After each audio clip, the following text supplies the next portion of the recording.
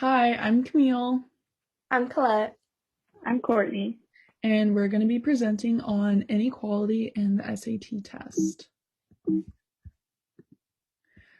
So, the problem at hand is that the SAT test discriminates against underprivileged and ethnic and racial minorities.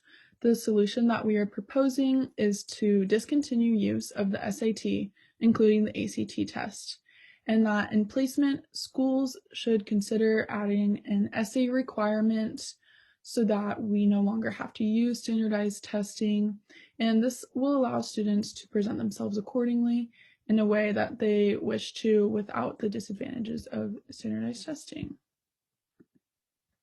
So to introduce this, we're going to start with some history, and it begins with Carl Brigham. He was a eugenicist and professor of psychology at Princeton University, and he was actually commissioned by the College Board to be the lead developer of the SAT. So the person who is developing this test was a eugenicist. His history includes administering IQ tests to over 2 million recruits in the Army. And some of the beliefs that he held was that testing shows the supremacy of the Nordic race group, and also that immigrants should not be intermingling in the American gene pool. So ultimately, the SAT was influenced by IQ test and eugenics.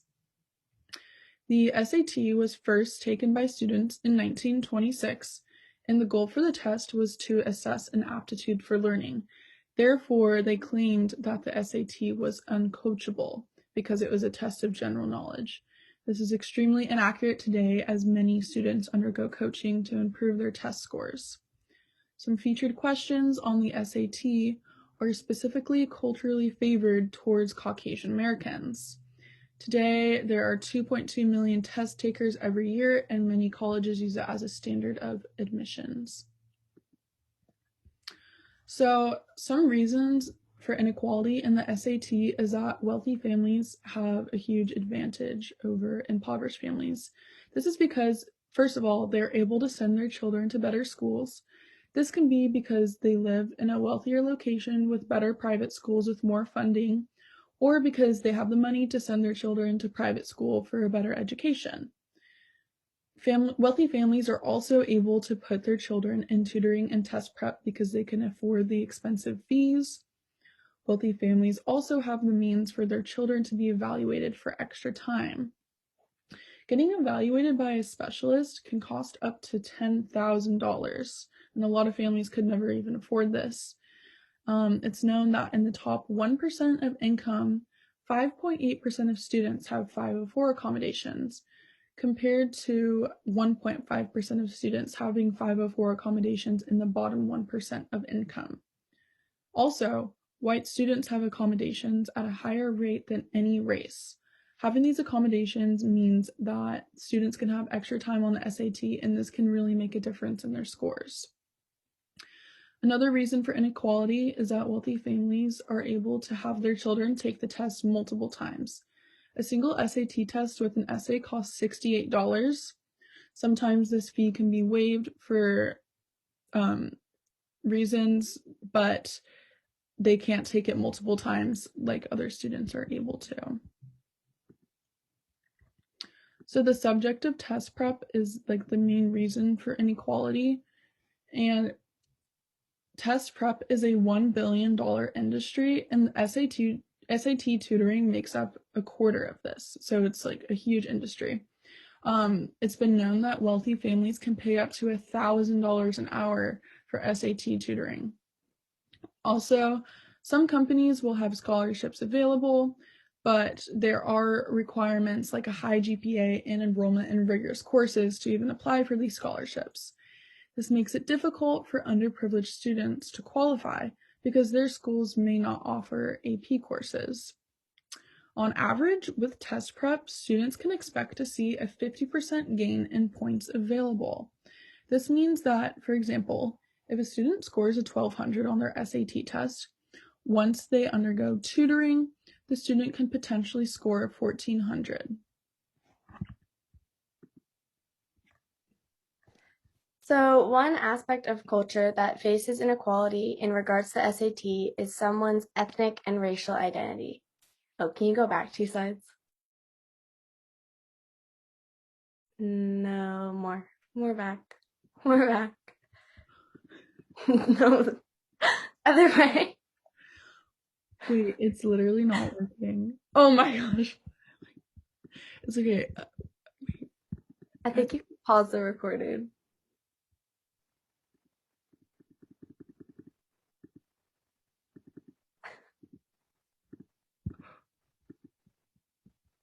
Okay. Should I just go? Yeah. Okay.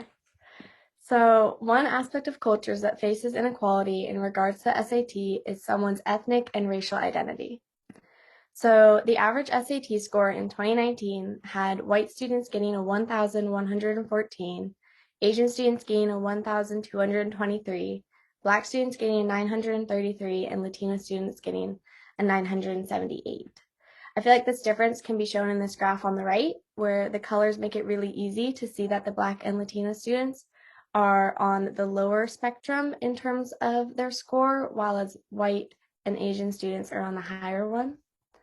This is shown as well in the math section. There's inequality in both sections of the SAT, but it's very clear in the math one, where you have white students gain on average in 2020 a 547, Asian students gain a 632, Black students gain a 454, and Latino students gain a 478.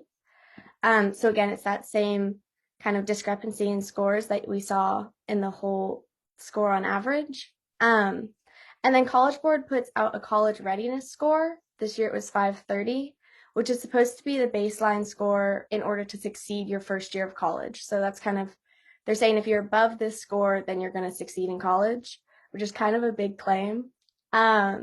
And over half of white students are above this score. 4 out of 5 Asian students are, but then less than a fourth of Black students are, and less than a third of Latino ones are.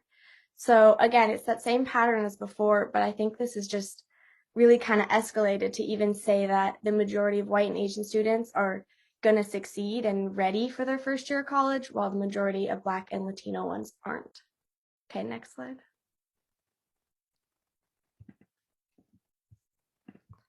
So problems with the SAT in regards to ethnicity and race, kind of like what's the reason for this difference that we see.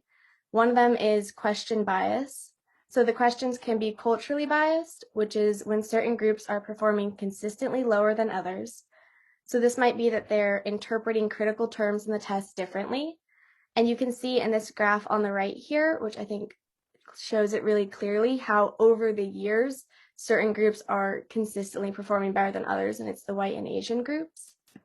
It can also be statistically biased, so that's when two individuals with different races get the same score but perform differently on other things. So maybe they get the same score, but they're different subsections of the test. They got different scores on them, or maybe they got the same score on the SAT, but one of them got straight A's in school and the other's failing all their classes. Both of these types of bias can be seen in the ACT. So I looked at a study and it compared hard item questions to easy item questions.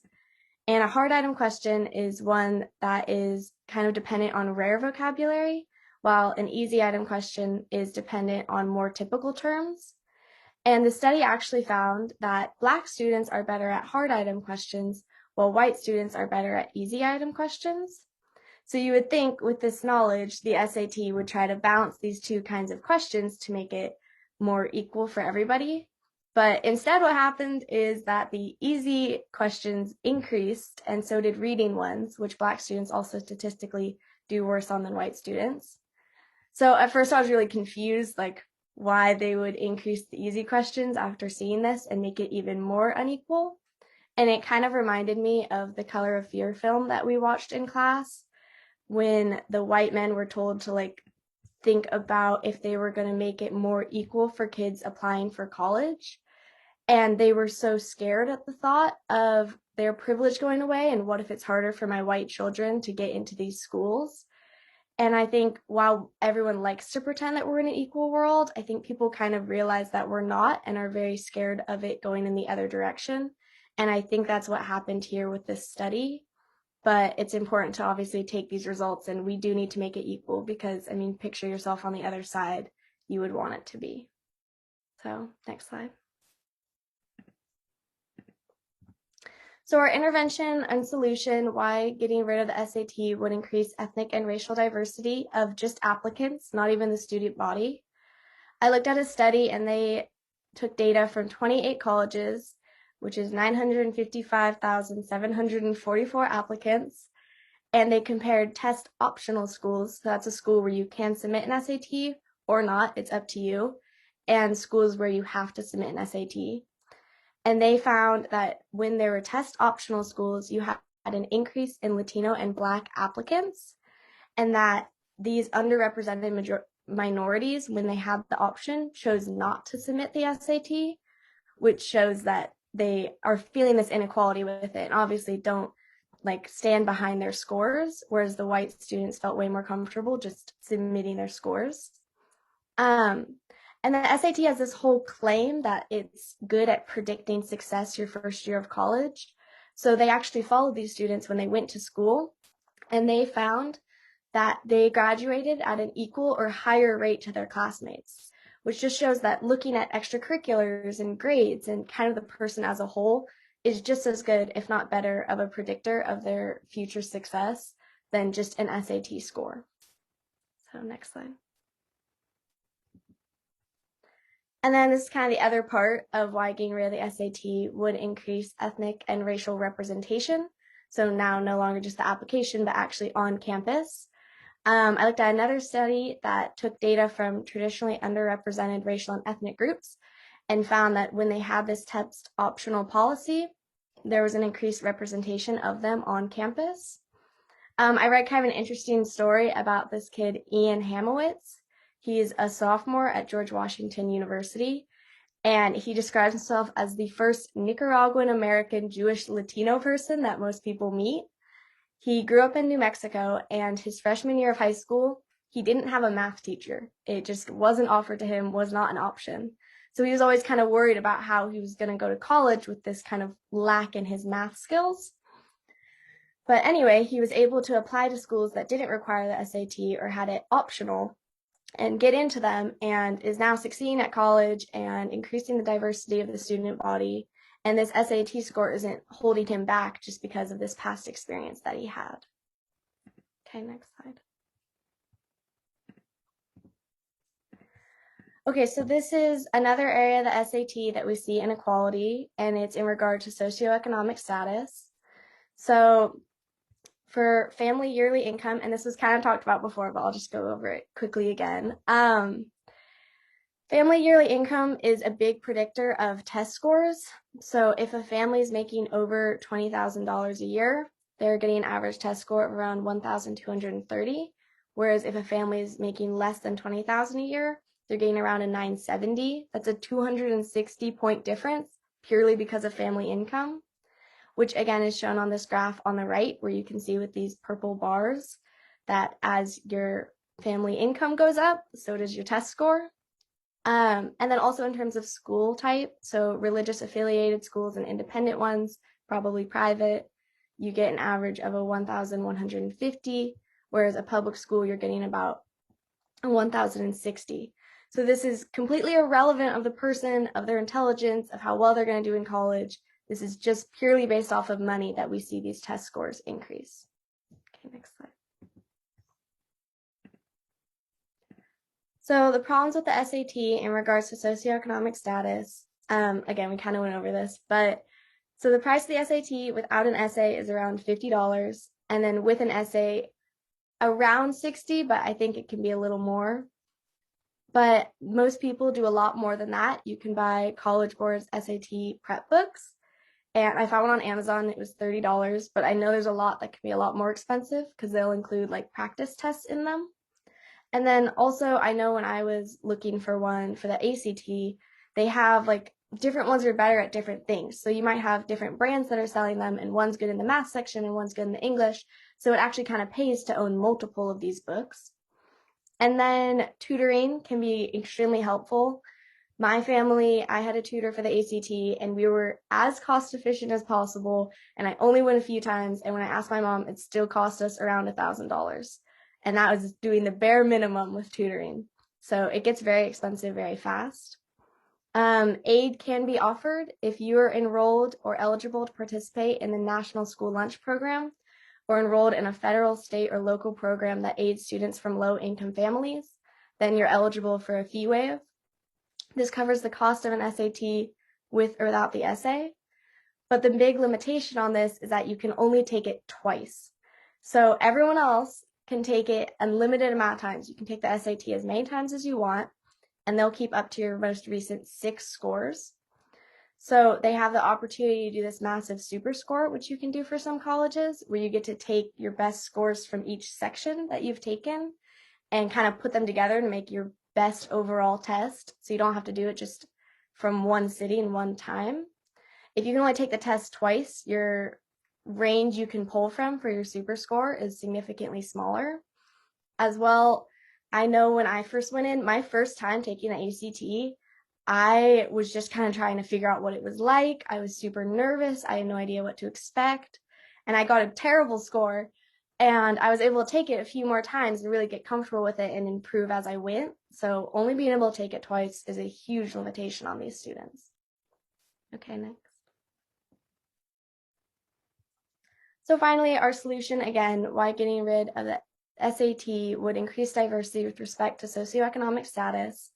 Overall, throughout the studies that I read, there's just an increase in socioeconomic diversity when you have the test as optional or just not a factor at all. These students aren't being held back by it, and they end up coming to these colleges.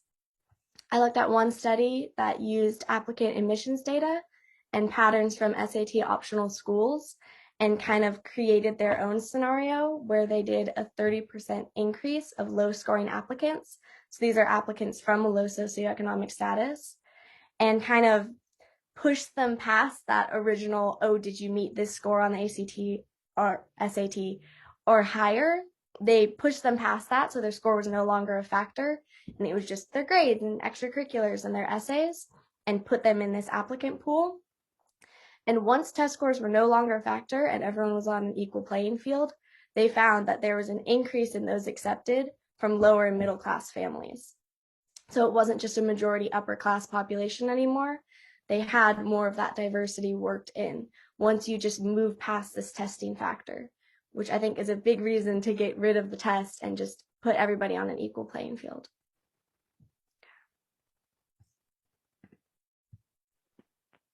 So the SAT also has a lot of problems with inequality in terms of developmental and acquired disabilities.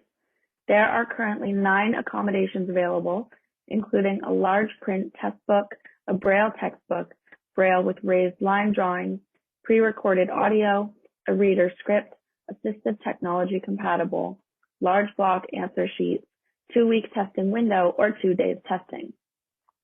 Students must be approved for services from students with disabilities in order to use these accommodations, and in order to be approved, you need a documented disability. So students are eligible for 504 plans if they have a physical or mental condition that has substantially limit a major life activity. And this needs to be pre-approved in order to access these disabilities or these accommodations. And this graph shows that accommodations have increased over the past few years. Next slide. There are problems with the current accommodations for the SAT, which includes that individuals of minority races are diagnosed with disabilities less often. So these students have less access to 504 plans and therefore cannot use the accommodations that are put in place. And the stigma around having to use accommodations leaves many students to avoid using them. Even if they are eligible for accommodations, they may not access them or take the SAT up on this offer because of social stigma surrounding the idea of having a disability. An analysis of numbers from the 2000 California audit of the SAT report yielded the following figures. White students were overrepresented. Students coming from families whose incomes were over $100,000 were overrepresented by 139%. and students from private schools were overrepresented by 100%. And 18% of the requests granted were questionable merit and gave students an unwarranted and unfair advantage. This means that some students that may not actually qualify technically for these accommodations are working their way into the system in order to be diagnosed with a disability they may not have in order to access accommodations and get more time on the SAT. Next slide. Okay, so this graph, the green line is the distribution of scores for the SAT taken by students without any accommodations. This is a normal bell curve, which is how the SAT is designed to show students. The blue line distribution of SAT scores is for students who use accommodations. This is not a normal bell curve. This is bimodal, which means that there are two peaks in the graph. This shows that there's a problem with the way that accommodations are granted for students, because accommodations should allow students with disabilities to fall closer to the green line. However, this blue line is showing that the accommodations are granted to students who do not need them, and then it helps more than the amount that helps students who really do need them, which is pushing the blue line further to the right than the green line. Next slide. Okay, recommendations presented based on the California audit. These are to ensure that students with learning disabilities are identified and receive the services they need, rather than ineligible students being granted these advantages.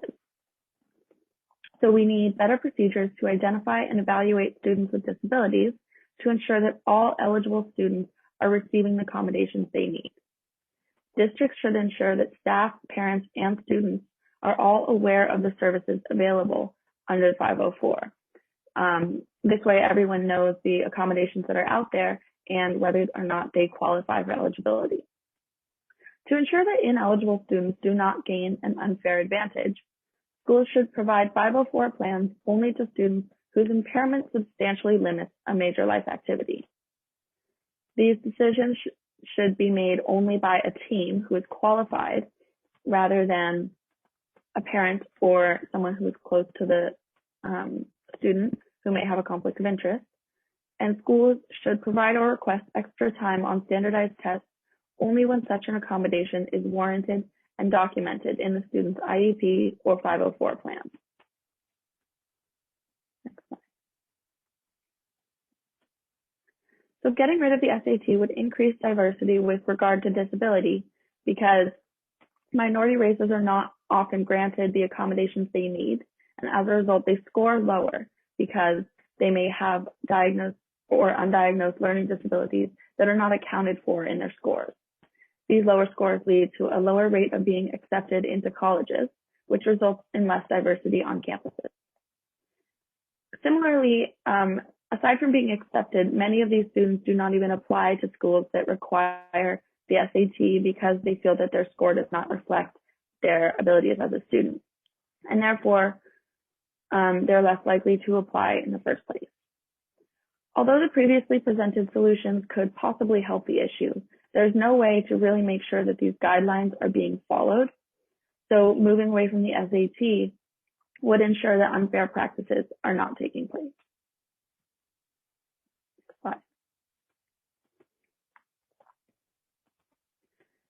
The goal of our intervention is to make the college application process more fair to all types of students through the abolition of the SAT standardized test and a movement towards essay questions instead. In order to evaluate the efficacy of this intervention, we have to determine if diversity has actually increased. And we will do this using a time series analysis with two categories. First, we will survey the demographics of students that applied to college before the implementation of our intervention. We will measure the racial, socioeconomic, and disability intervention or demographics. We will measure these variables again after the implementation of our intervention in order to track a change in diversity of applicants as a result of our plan. We will repeat this process for students on college campuses to determine whether our plan increased the diversity of acceptances rather than just applications. If we see an increase in diversity in these three categories for applications and acceptances, then we will know that our intervention was successful at accomplishing the goal of making the college application process more fair to various types of students. Next slide. In conclusion, the SAT is unfair because it discriminates against ethnic and racial minorities, people of low socioeconomic status, and people with disabilities. Colleges and universities could increase their diversity by reframing their application process to eliminate the use of standardized tests and move toward essay questions to allow students to present themselves the way that they want to be seen by these colleges. This is relevant to us because we are college students and we could benefit from having a more diverse student body with students of various backgrounds, cultural traditions, communication styles, identities, and worldviews. Thank you for listening to our presentation. Okay, so now we have some discussion questions for you guys. And the first one is, do you feel as if your race or ethnicity affected your performance on either the SAT or the ACT, and why or why not? And the second question is, the Cal Poly application assesses standardized test scores and high school grades, but does not use essays for admission. How do you think this impacts our campus diversity? Let us know. Thank you.